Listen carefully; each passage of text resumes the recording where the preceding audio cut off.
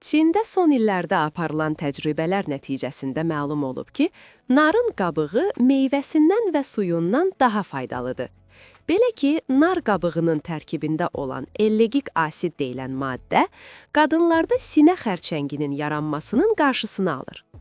Ölkə.az Yeni Sabah.az-a istinadən xəbər verir ki, təcrübələr nar qabığının xolesterolu aşağı saldığını, beta hüceyrələrini artıraraq diabetli xəstələrə, ürək-damar xəstəliklərindən əziyyət çəkənlərə çox yardımcı olduğunu deyir.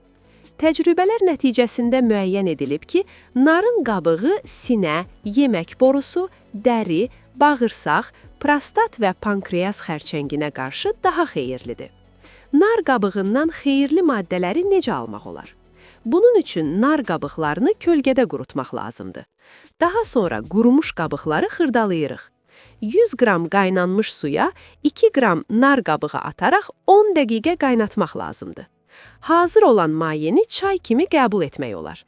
Qurudulmuş və parçalanmış hazır nar qabıqlarını qəhvə üyüdən dəyirmanda toz halına salıb, hazırladığımız salatlarda və ya ağartı məhsullarında da istifadə edə bilərik. Duzdan istifadə etməkdənsə, üyüdülmüş nar qabığı yemək daha faydalıdır.